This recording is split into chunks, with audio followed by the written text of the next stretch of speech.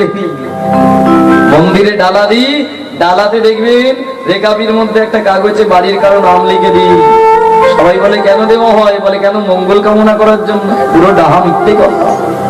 ডালাটা যাতে না আমার হারিয়ে যায় ওই জন্য দিই, তাই না? অনেক ডালা পড়েছে দুর্গাপুজোয়, নাম লিখে আপনি দিচ্ছেন কেন? ওটার প্রতি লোভ আছে। কোনোদিন কৃপা পাওয়া যায় না, কোনোদিন ভগবানের সেবা হয় না, কোনোদিন দেবদেবীর সেবা হয় না। সেবা যদি করতে হয় গদাধরকে দেখে শিখুন। আর যেই এত সুন্দর সেবা করেছে, মহাপ্রভু বললেন, শোন গদাধর, আমার মনে একটা বাসনা। বলে কি? আচ্ছা গদাধর, এই কলিযুগে আমি যদি তোকে আর একবার জন্ম দিই, আর একবার জন্ম মানে? আচ্ছা ধর, তুই একবার আসবি, আমিও ফের একবার আসবো, আর আমাদের দুজনের লীলার সাক্ষী রাখার জন্য আমার দাদা নিত্যানন্দকেও নিয়ে আসবো। এইভাবে আবার পারবি সেবা দিতে আমাকে? তবে হ্যাঁ, এটা বহির্জগৎ, অন্তর্জগতের সেবা হলো এই মন্দিরে তিনজনে আমরা জানলাম। তুই এত সুন্দর করে সেবা দিস, তবে সেইটা বহির্জগতে হবে। এমন ভাবে তুই সাধন ভজন করবি, এমন ভাবে আমার চরণ ধরবি, জগৎ যেন তোকে দেখে শিক্ষা নেয়, আমি তোর গুরু রূপে জন্মগ্রহণ করব। পারবি না গদাধর? যেই বলেছে গদাধর বলে, প্রভু আপনি একবার কৃপা করে দিয়ে দেখুন না, এই পৃথিবীর মধ্যে যেখানেই আপনি থাকবেন আমি ভক্তির দাদা খুঁজে নেবো। বলে তাই নাকি? এত বড় কনফিডেন্স? বলে হ্যাঁ। হে ভক্তমণ্ডলী, সেই মহাপ্রভু কথা দিলেন, শোন গদাধর, তাহলে এই কলিযুগেতেই আবার আমরা তিনজন স্বরূপ নিয়ে ফিরে আসবো। তবে হ্যাঁ গদাধর, তোকে কিন্তু আলাদা জায়গায় থাকতে হবে, সেখান থেকে আমাকে খুঁজে নিতে হবে। আমার আর আমার দাদা নিত্যানন্দ দুজনে কিন্তু একই জায়গায় থাকবো, আমরা খুঁজতে পারবি তো? গদাধর বলল তাই হবে।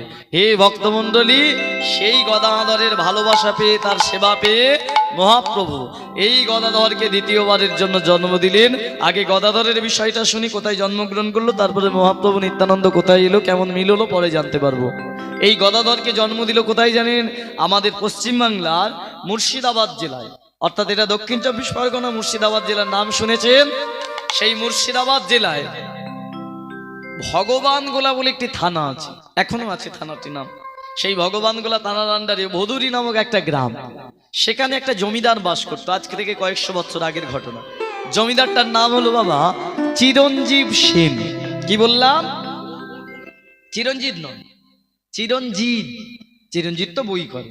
চিরঞ্জীব সেন। আর তিনি, তার অর্ধাঙ্গিনী ছিল, অর্থাৎ ওই জমিদার পরিবারের গিন্নি, তার নাম ছিল বাবা সুনন্দা দেবী।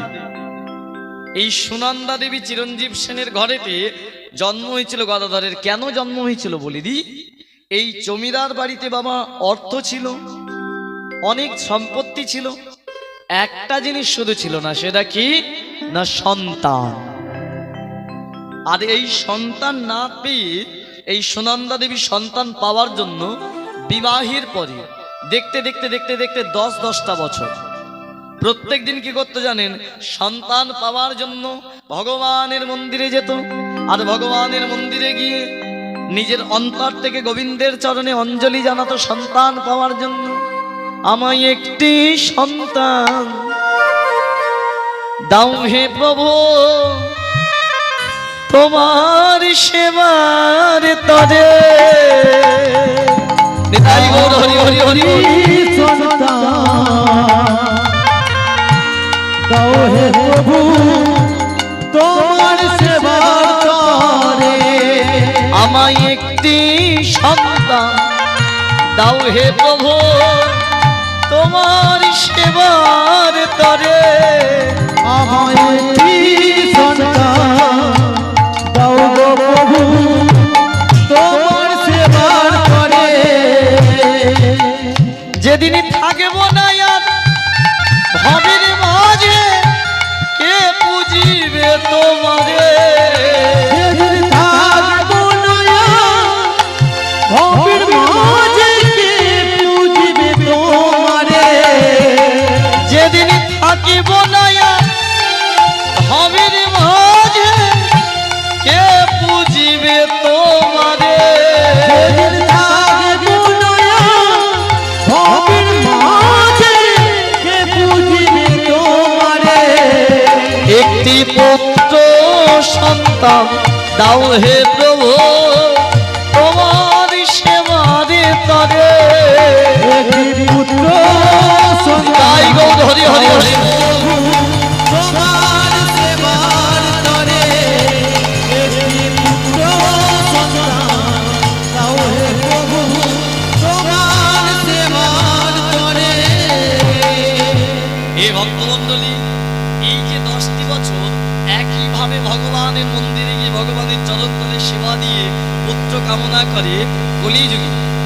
গৌরাঙ্গ মহাপ্রভু যিনি অন্তর্ধান হওয়ার পরে মনে মনে ভাবলেন, না না, যে মায়ের অন্তরে এত ভক্তি, যে মা সন্তান চাইছে আমার সেবার জন্য, তাহলে সেই মায়ের গর্ভেই আমি গদাধরকে পুনরায় জন্ম দেব।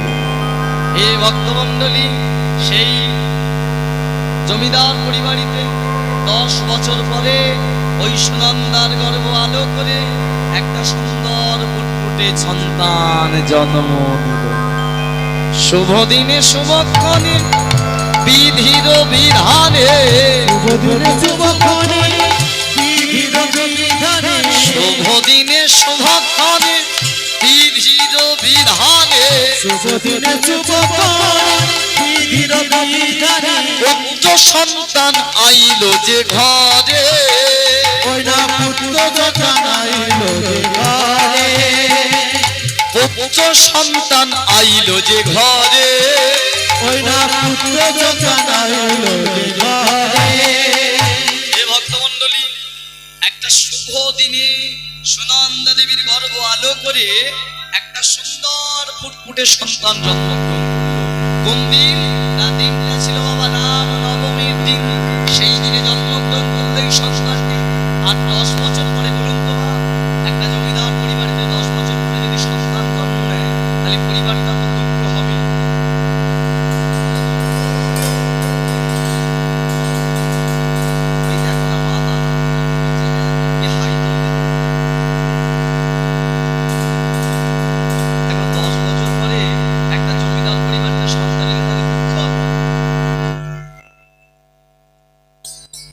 আনন্দে সেটা যদি বলতো তাহলে খুশি হতো, দুঃখতেই বলে হ্যাঁ দুঃখই হয়। শোনাটা কেমন হচ্ছে ভাবতে, তাই করবে। হ্যাঁ, যেই বাবা আনন্দে ভরে গেল, এবার ওই রাজীব এই সুনন্দা দেবীর সন্তান থেকে তার স্বামী চিরঞ্জীব সেনের মনে আনন্দ। আনন্দ কি করলো জানেন?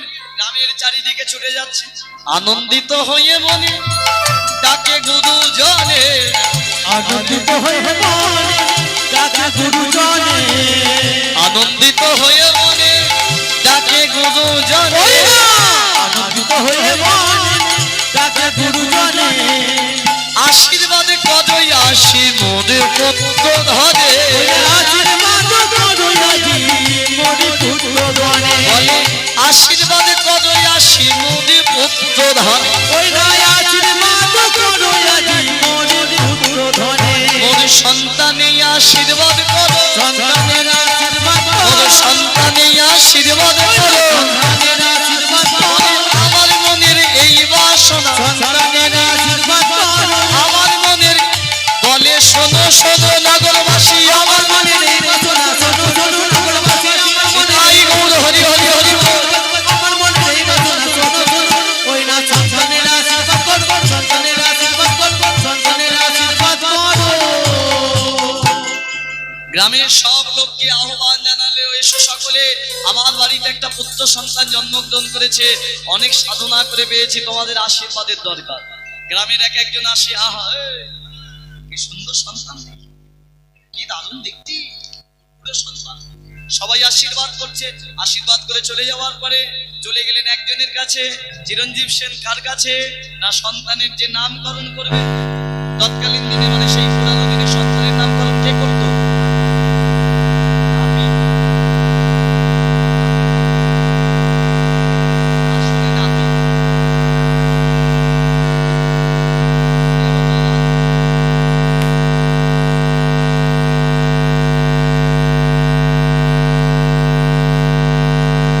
আরে নামকরণ করতো কুল পুরোহিত।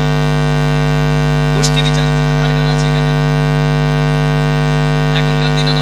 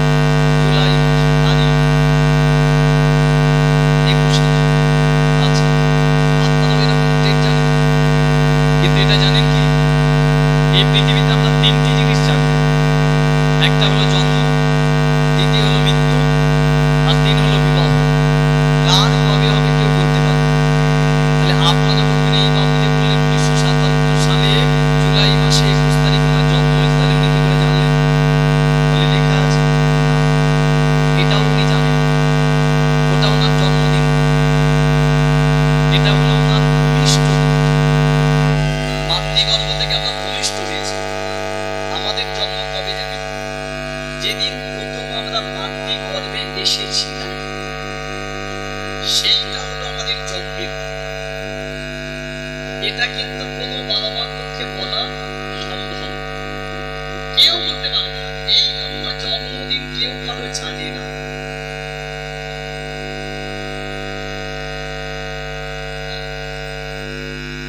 এবার বলে দিই একদম সহজভাবে বলতে হবে। সহজভাবে আস্তে আস্তে একটু না, আমি যে প্রসঙ্গে আছি তার বাইরে প্রশ্ন পাইনি। এখন প্রসঙ্গটা শুধু বলে দিই, এটাই বলে দিই, এই যে মা এবং বাবার দুই মহামিলনে আমরা এসেছি মাতৃগর্ভে ভগবানের কৃপায়। মা বাবার যদি 2012 মিলন হয়, ভগবান যদি না চান মাতৃগর্ভে সন্তান আসবে। 10 বছর আসেনি, 10 বছর পরে এলো, কেন ভগবান দিলেন? ওই যে ভগবানের দেওয়ার যে দিনটা, সেই দিনটা আমরা কেউ জানি না, কারো জানার, সবার অজানার বাইরে। এই জন্য জন্ম মৃত্যু বিবাহ কেউ বলতে পারি না। তা বাবা, আমরা কি করি? ভূমিষ্ঠ ডেটটা, আমার জন্মের সালটা, জন্মের দিনটা আমরা লিপিবদ্ধ করে রাখি। তা কুষ্টি বিচার আগে হতো, নামকরণ হতো। আসল জায়গায় ফিরে আসুন। এর বাইরে কারো কোনো প্রশ্ন থাকলে আমাকে বাসায় করবেন বা ফোনে করে নেবেন, নিতাই গৌর হরি বল। কারণ প্রশ্নের উত্তর দিতে গেলে এমনি এই লীলাটা অনেকটা বড়। আর আজকে আমার নিজের বাড়িতে এখানে কীর্তন করছে, আর আমার নিজের বাড়িতে আজকে বিশাল এক কালী পুজো যজ্ঞ চলছে। তো এই বাবার বাড়িতেও আমাকে আসতে হবে, আর ওখানেও মায়ের পূজা চলছে, সেখানেও যেতে হবে। তার জন্যই আমি আগে থেকে সন্ধ্যা 6টায় কীর্তন বলেছিলাম। তবে ভগবান যখন করাবেন তখন তো করতে পারবো। 6টার জায়গায় মনে হয় 7টা বেজে গেছে, তাই তো? আরও 7টার পরে শুরু হয়েছে, এখন রাত্রি হয়েছে। যাই হোক, সেই মায়ের চরণে নিবেদন জানিয়ে আমরা কীর্তন শুরু করেছি। এবার আসুন মেন জায়গায় ফিরে আসি। তা বাবা, রামচন্দ্র, এই চিরঞ্জীব সেন, হ্যাঁ, চিরঞ্জীব সেন কি করলেন? কুলপুরোহিতকে ডাকলেন। কুলপুরোহিতকে ডেকে তিনি কি করলেন? নামকরণ করতে চাইলেন। কিন্তু কুলপুরোহিত যিনি এলেন, তিনি বলে উঠলেন, এই যে শোনো, তোমার ছেলের কি নামকরণ করব? তোমার ছেলে তো নাম নিয়ে জন্মগ্রহণ করেছে। বলে নাম নিয়ে মানে? বলে হ্যাঁ, ও নাম নিয়ে জন্মগ্রহণ করেছে। আচ্ছা বলুন, তোমার ছেলেটার নাম কি হতে পারে? বলে কি করে আমরা জানবো? নাম নিয়ে কেন জন্মগ্রহণ করেছে বললাম বলুন তো? দেখবেন আমাদের বিশেষ কিছু দিনে বিশেষ কোনো ছেলে হলে আমরা তার সেই হিসাবে নাম রাখি। যেমন বৈশাখ মাসে কেউ হলে তার নাম বৈশাখী রাখি না? শ্রাবণ মাসে হলে অনেকে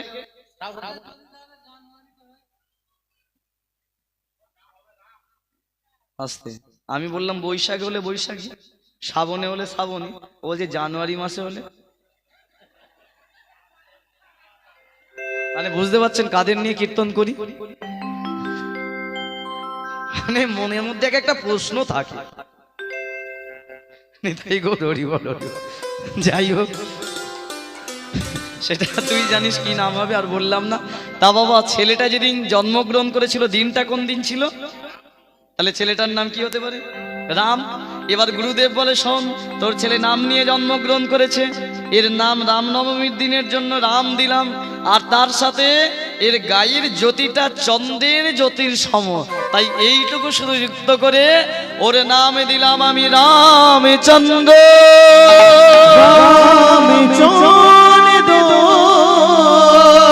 তোমার এই ছেলের নাম হবে রামচন্দ্র। এর নামে দিলাম রামচন্দ্র।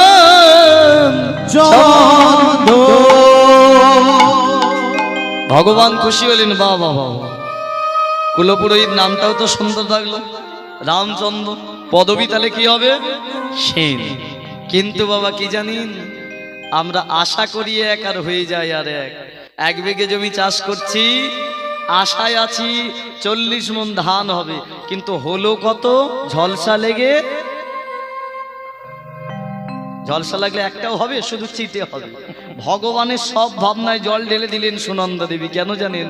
যে ভগবান ভাবলো ছেলেটাকে জন্ম দিল মায়ের ভক্তিতে, যে মা আমার সেবার জন্য সন্তান চাইলো তার ভক্তি শ্রদ্ধাতে, ও ভক্তির পথে এগিয়ে যাবে, একদিন আমার সেবা করে জগৎকে দেখিয়ে দেবে। কিন্তু বাবা সম্পূর্ণ অন্য হলো। কি হলো? সন্তান পাওয়ার পরে থেকেই যে মা প্রতিদিন মন্দিরে যেত, সন্তানকে কাছে পেয়ে মন্দিরের তালা পড়ে গেল। হ্যাঁ, আমরাও করি, দেখবেন আপনি আপনার বাড়িতে একটা সন্তান হবে নার্সিংহোমে বা বাড়িতে, যেটাকে বলা হয় আঁতুড়ঘর বা ভিতরে যেখানে প্রসবের জায়গা হচ্ছে, দরজাটা বন্ধ, প্রসবের যন্ত্রণে আপনার স্ত্রী বা আপনার মেয়েটা কাঁদছে, ওই বাইরে থেকে আপনি হাত জড়ো করে ঠাকুরকে ডাকেন, ঠাকুর আমার মেয়েটা প্রসব হয়ে যাক, সন্তানটা প্রসব হয়ে যাক, বা আমার নাতি নাতনিটা প্রসব হয়ে যাক, করি না? হাত জড়ো করি। কিন্তু বাবা যেই প্রসব হয়ে গেল, হয়ে যাওয়ার পরেই কতদিন অশৌচ পালন করি, শুভ অশৌচ কতদিন? পুরো 21 দিন ওই মন্দিরে যাওয়াই বন্ধ, ধূপ দেওয়া বন্ধ, বাতি দেওয়া বন্ধ। তাহলে আমরা স্বার্থপর নই? সন্তানটা হবার জন্য ভগবানকে ডাকছে, ঠাকুর তুমি ভূমিষ্ঠ করিয়ে দাও, আর যেই ভূমিষ্ঠ হয়ে গেল অমনি মন্দিরে যাওয়া বন্ধ। আপনারা বলবেন এগুলো তো পৌরাণিক রীতি চলে আসছে তাই আমরা করছি। না, পৌরাণিক রীতি ছিল, আমরা কুঁড়েমো করেছি, অজ্ঞানতার অন্ধকারে ডুবেছি। পৌরাণিক রীতি গ্রন্থ আমরা পড়ি না। পৌরাণিক রীতি অনুযায়ী কি, যে মা সন্তান প্রসব করলো শারীরিক দিক থেকে সে দুর্বল, শুভ ওষুধ বলা হয় ওটাকে, সে একমাত্র এই মন্দিরে যেতে পারে না। কিন্তু বাড়ির লোকের কর্তব্য তার জন্য, বিশেষ করে নিজেরা ভগবানের কাছে কৃতজ্ঞতা স্বীকার করো, এবং তার জন্য তুমি গিয়ে মন্দিরে যদি আগে একবার যেতে এখন দুবার যাও, গিয়ে বলো ঠাকুর তোমার কৃপায় সন্তানটা এলো। কিন্তু আমরা সেটা করি না, ওই ভগবানের সাথে সম্পর্ক বিচ্ছেদ করে দিই। ঠিক সেম হলো সুনন্দা দেবীর গর্ভে। দেখতে দেখতে দেখতে দেখতে দেখতে দেখতে প্রথম 2-1 দিন যেত, তারপরে আর যে গেল না। ওই মন্দিরটা যেন দরজা বন্ধ হয়ে গেল, তালা বন্ধ হয়ে গেল। ভগবান মনে মনে ভাবছে কি ব্যাপার, ভাবলাম এক আর হলো আর। কিন্তু আমি ভগবান কাঁটা দিয়ে কাঁটা তুলতে পারি। এই যে কার কার ঘুম ভেঙেছে, ঘুম পেয়েছে? যাদের যাদের ঘুম পেয়েছে একবার 2 বাহু তুলে বলুন তো নিতাই গৌর হরি বল, হরি বল। দেখলেন, বললাম যাদের যাদের ঘুম পেয়েছে একবার 2 বাহু তুলে বলুন, সবাই হাত তুললেন। এতজনের ঘুম পেয়েছে? হ্যাঁ, ঘুম তো পাওয়ার কথা নয়। যদি মন দিয়ে শোনেন এটা জানবেন যে গল্প আপনি শুনছেন, তা গল্প শুনতে শুনতে যদি আপনি হ্যাঁ দিন বা না দেন, তাহলে জানবেন আপনি শুনছেন। না মানে বুঝতে পারছেন না, হ্যাঁ মানে বুঝছেন। আর যদি চুপ করে বসে থাকেন, তার মানে আপনি শুনছেনও না, বুঝছেনও না। এতে আপনার ঘুম আসবেই, এটা আমি 100%। দাদাভাই ক্যামেরা করছে, ওনার ঘুম এসেছে না? ওনার লক্ষ্য, আমার ইউটিউব চ্যানেল আছে, কি চ্যানেল, নাম কি? পরশমণি কীর্তন। পরশমণি কীর্তন আমার চ্যানেলে, এটাকে ডেলিভারি দিতে হবে। তাহলে আমাকে এটা মন দিয়ে শুনতে হবে, মন দিয়ে ভিডিও করতে হবে। তার মানে এখানে মন আছে, ঘুম জীবনে আসবে। হ্যাঁ হ্যাঁ, রোজগার ওনার আছে, তার থেকে বেশি রোজগার আমাদের আছে। নিতাই গৌর হরি বল, হরি বল। তা বাবা সেটা যদি মনে করে বসেন যে আমি কিছু পাচ্ছি, তাহলে ঘুম ধরবে না। যদি মনে করেন আমি পাচ্ছি না, তাহলে ঘুম ধরবে। তা বাবা ভগবান মনে মনে ভাবলো আমি ভগবান, কাঁটা দিয়ে কাঁটা তুলতে পারি। কি করলো জানেন? মনে মনে ভাবলেন ওই সুনন্দা দেবী সন্তান পেয়ে আমায় ভুলে গেছে, তাই কাঁটা স্বরূপ কি করলেন, 5 বছর পরে সুনন্দা দেবীর গর্ভে আবার একটা সন্তান দিয়ে দিলেন। সন্তানটা ধীরে ধীরে গর্ভের মধ্যে আস্তে আস্তে বাড়ছে, আর বাড়তে বাড়তে বাড়তে বাড়তে ঠিক যখন 8 মাসের সন্তান গর্ভে, রাত্রিবেলা কোনো একটা দিন ওই পালঙ্কের মধ্যে চিরঞ্জীব সেন, রামচন্দ্র এবং সুনন্দা দেবী শয়নে আছে। আজকে সুনন্দা দেবী সন্তানটা পেয়ে আনন্দে গল্প করছে স্বামীর সাথে। স্বামী কত সৌভাগ্য বলে, একটা সন্তানের মা আমরা হয়ে গিয়েছি, আবার একটা সন্তান আমাদের গর্ভে এসেছে, সুখের সংসার।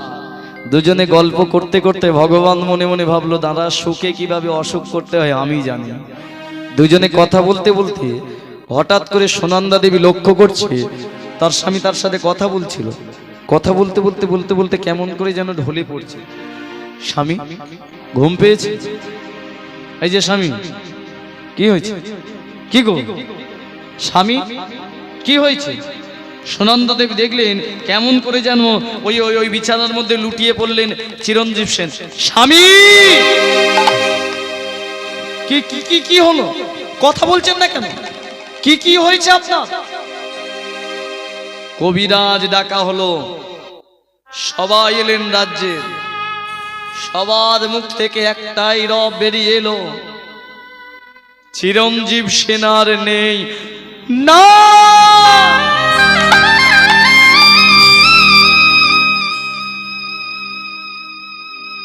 ভেঙে পড়লেন কান্নায়। স্বামীর চরণটা জড়িয়ে ধরে অঝর দ্বারায় কাঁদছে। ঠিক সেই সময় পিছন দিক থেকে এলো একজন, কেউ তার চুলের মুঠি ধরে বলে উঠল, কুলোঠা, কলঙ্কিনী, অপয়া, অলক্ষী, যা এখনই তোর এই গর্ভের সন্তান, আর এই সন্তানকে নিয়ে দূর হয়ে যা। গর্ভবতী থাকা অবস্থায় যে স্ত্রীর স্বামীর অকাল মৃত্যু হয় সে কোনোদিন সতী হতে পারে না। তোর দোষে আমার ছেলেকে আমি হারিয়েছি, আর অন্য কেউ নয়, চিরঞ্জীব সেনের মা বের করে দিলেন ওই সুনন্দা দেবীকে, তার সন্তান আর গর্ভের সন্তানকে। এবার সুনন্দা দেবী বুঝতে পেরেছে, না না, আজ আমার এই পরিণতির জন্য সত্যি বুঝি আমি দায়ী।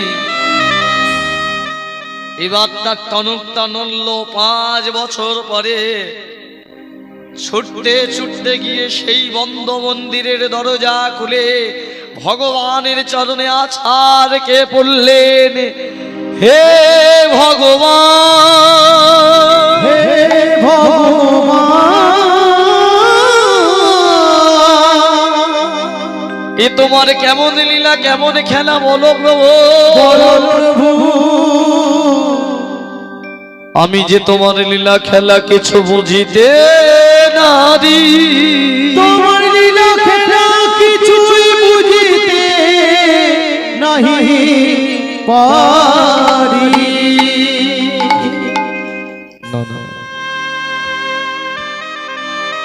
5 বছরের ছেলে রামকে হাতটা ধরে বলে উঠল, রাম, ভুল করেছি, আজকে তোর বাবা আমাদের জীবন থেকে চলে যাওয়ার জন্য দায়ী যদি কেউ হয় সেটা আমি। তোকে পাওয়ার জন্য 10টা বছর আমি মন্দিরে আসি, কিন্তু তোকে পাওয়ার পর থেকে যে আমি মন্দিরে আসি, কেড়ে নিয়েছি আমার জীবন থেকে সব সুখ, আমি তাই। চল বাবা, আজ থেকে আমি তোকে পথ দেখাবো। এই সংসার বিতাড়িত করে দিয়েছি, কি হয়েছে, আমায় বাঁচতে হবে আমার এই গর্ভের সন্তানের জন্য। একটা জায়গা খোলা আছে, কোথায়? এই চিরঞ্জীব সেনের শ্বশুর বাড়ি, অর্থাৎ সুনন্দা দেবীর বাপের বাড়ি, বর্ধমান শিখণ্ডী গ্রাম। সেই দিন থেকেই সুনন্দা দেবীর অন্বেষণ শুরু হলো, ভগবানের হারিয়ে ফেলেছে। হাতটা ধরেছে রামচন্দ্র, ওই অন্ধকার বনের পথ, হাঁটার পথ দিয়ে চলেছে। আমি কোথায় গেলি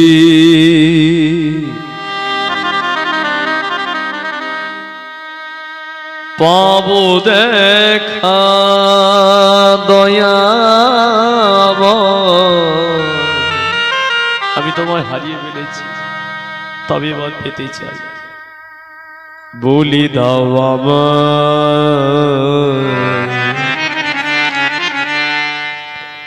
ওই দয়াম। আমি নিজে তোমাকে হারিয়েছি ঠাকুর, তুমি বলে দাও কোথায় তোমায় পাবো। কোথায় গেলে চললাম, আমার মতো পাপ করিস না তুই। পাবো দেখা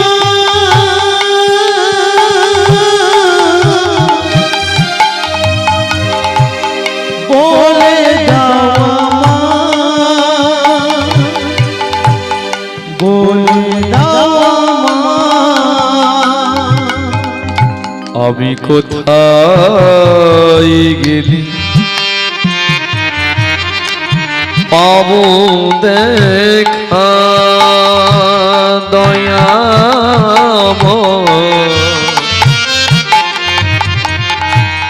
বলি দাও আমার ও হৃদয়াম। আমি কোথায় গেলে চল না, চল আমার সাথে।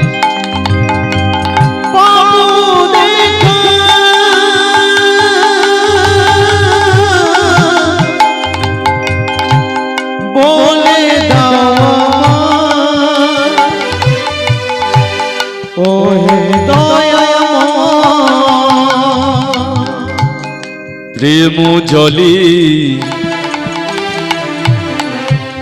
ডাকলে নাকি ঠাকুর তোমার দেখা প্রেম জলে ঠাকুর ডাকলে নাকি আমি জানি তুমি আমায় দিয়েছিলে ডাকার কদম, তোমায়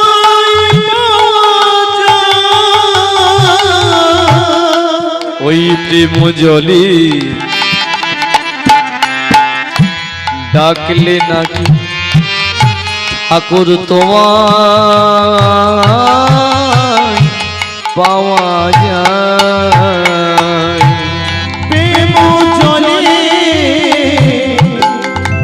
ঠাকুর ডাকলে নাকি ঠাকুর তোমায় পাওয়া যায়।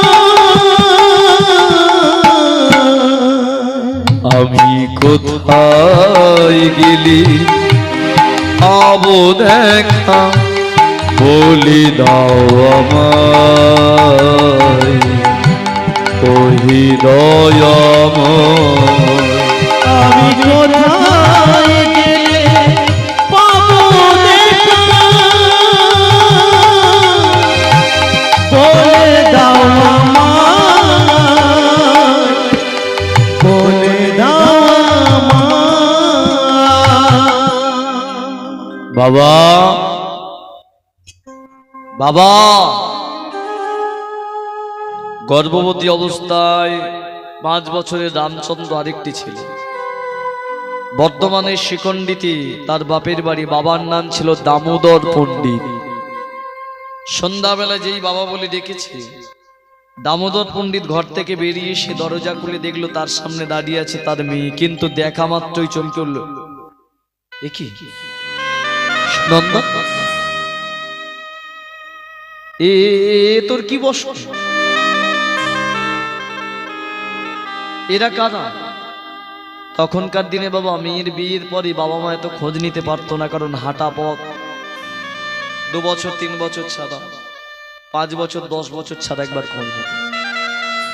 এটা আমার ছেলে, দেখে তো মনে হচ্ছে তোর গর্বে আর একটা ছেলে। হ্যাঁ, কিন্তু তোর এই সাদা মশন কেন,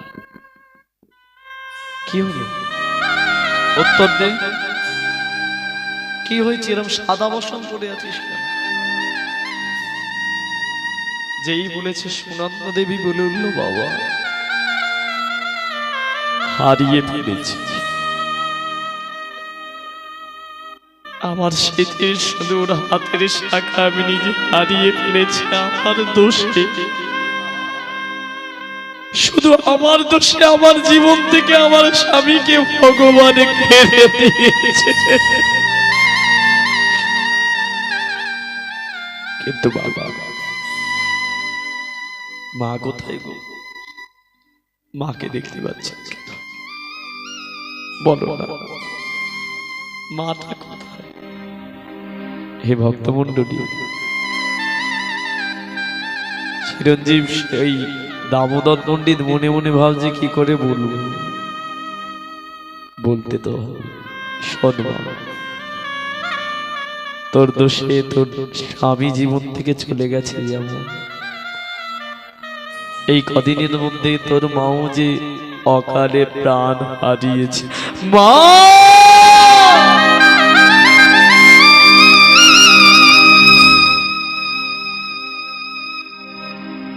এতটা নিষ্ঠুর তুমি? সামান্য আমি একটু ভুল করেছি, তার জন্য তুমি আমার জীবনে এত বড় শাস্তি?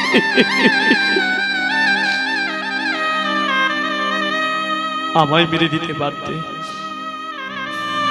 কেন দিলে আমার এই গর্বের সন্তান? কেন কেন কিসের জন্য দিলে বলো তুমি? কি কি অপরাধ করেছি? ওই ঘরের মধ্যে ছোট্ট ভগবানের মন্দির ছিল, সেই মন্দিরে গিয়ে হাত জড়ো করে সুনন্দা দেবী ভগবানের চরণটা জড়িয়ে ধরে প্রশ্ন করলো, বলো প্রভু সুখ যদি দিয়েছিলে কেন কেড়ে নিলে কোন অপরাধে তুমি আমার কাদারে সুখ যদি দিয়েছিলে কেন কেড়ে নিলে কোন জন্মে তুমি প্রতিশোধ নিলে সুখ যদি দিয়েছিলে কেন কেড়ে নিলে কোন জন্মের তুমি প্রতিশোধ নিলে সুখ যদি দিয়েছিলে কেন কেড়ে নিলে কোন জন্মে তুমি প্রতিশোধ নিলে ভেঙে দিলে ঘর করলে যা যাব আমার সব ভেঙে দিলে ও ভেঙে দিলে ঘর করলে জানাবো ভেঙে দিলে ঘর করলে যা যাব ভেঙে দিলে ঘর করলে জানাবো কোন জন্মে তুমি প্রতিশোধ নিলে বিধিরে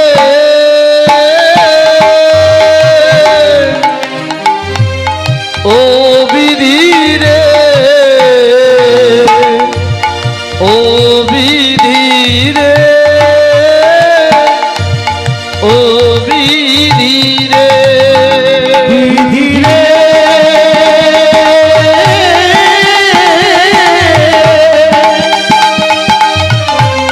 ও ধীরে ও ধীরে ও ধীরে বাবা বাবা বাবা বাবা কোথায় গেলে? ওই মন্দিরের মধ্যেই প্রসব যন্ত্রণা শুরু হলো সুনন্দা দেবী। অসহ্য যন্ত্রণা। বাবা বাবা দামোদর পণ্ডিত ওই ঘর থেকে ছুটে ছুটে আসতে এই মন্দিরে আসার আগে একটা সন্তান প্রসব হলো, কিন্তু বাবা ওই মায়ের মৃত্যুর সংবাদ স্বামীর মৃত্যু সহ্য করতে না পেরে চিরদিনের জন্য ভবের মাটি থেকে বিদায় নিল সুনন্দা দেবী। ঘরের মধ্যে এসে মন্দিরের মধ্যে এসে দামোদর পণ্ডিত দেখলেন কি ঠাকুর,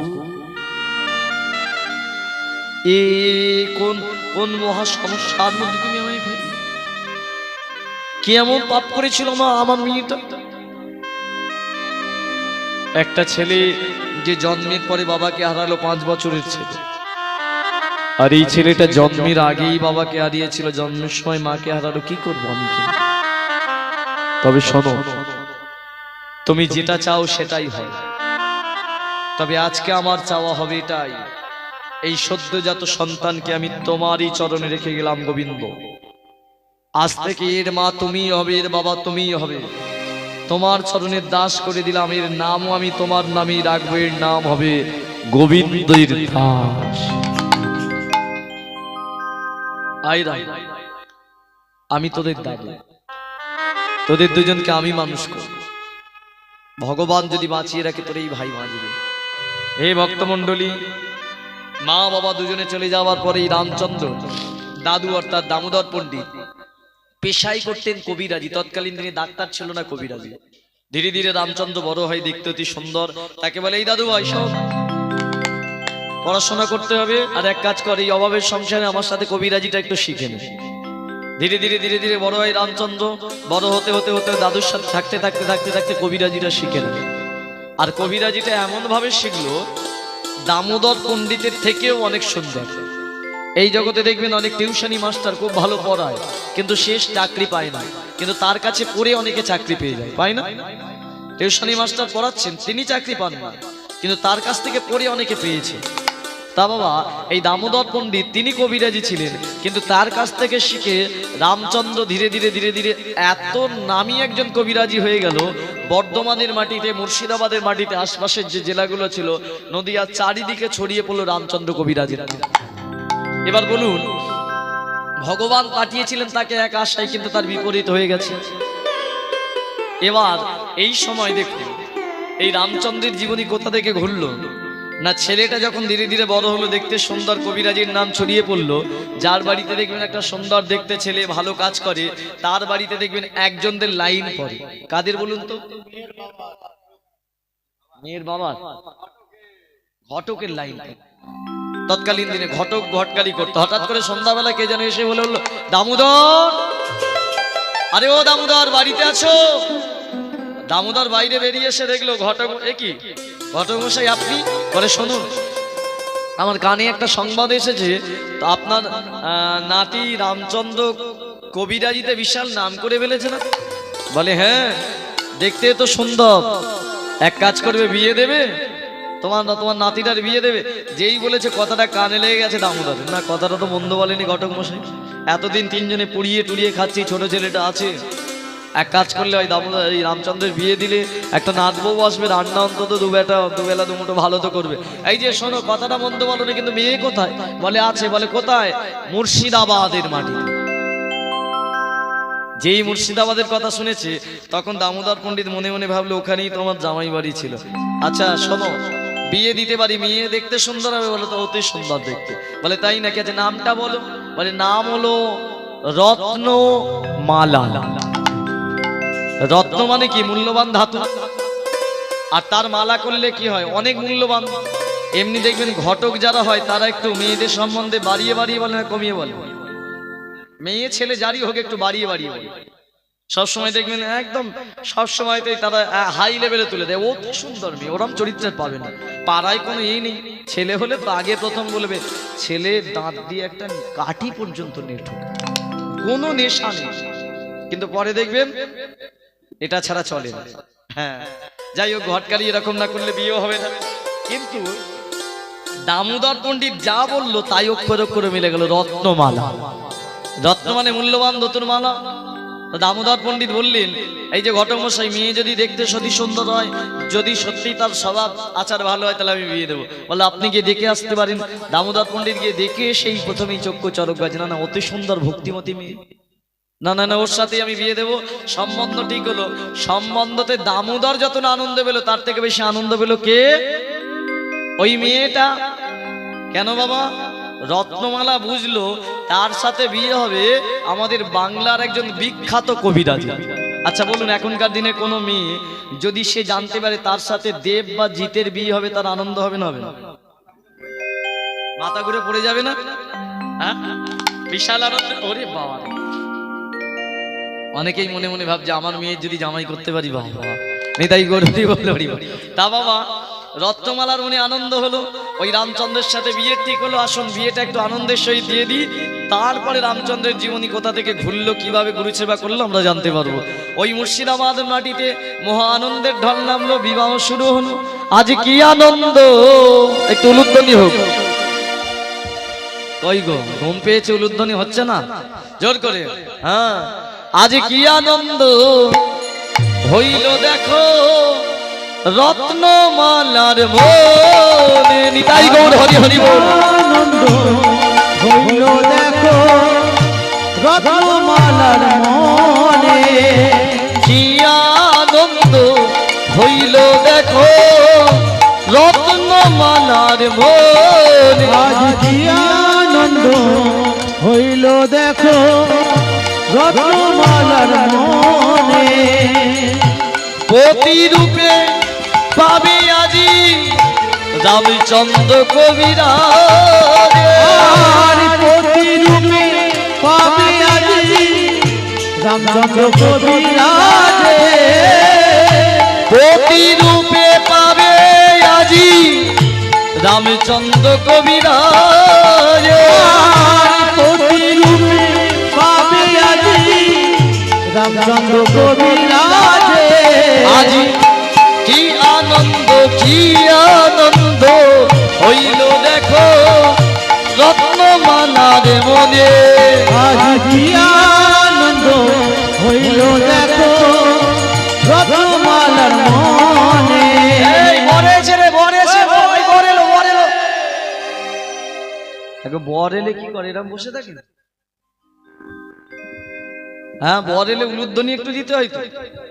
হ্যাঁ একটু জোর করে উলুধ্বনি হোক। নিতাই গৌর হরি বল হরি বল হরি বল। বররূপে উপস্থিত হলো কে? রামচন্দ্র। রত্নমালার মনে আনন্দ। ওই যে প্রথমে একটা কি হয়, কি দৃষ্টি, কি দৃষ্টি হয়, কুদৃষ্টি, ও দৃষ্টি না, ওটা কালের দৃষ্টি। হ্যাঁ ওইখান থেকে ওই শুরু, পান দেওয়া থাকে না বাবা হরি বল। যাই হোক, তারপরে তখনকার দিনে বা বিবাহ হতো যেটা মাল্যদানের মাধ্যমে। আসন দুজনের মাল্যদানে বিয়েটা দিয়ে দিই, তারপরে তত্ত্বগুলো আমরা জানতে পারবো।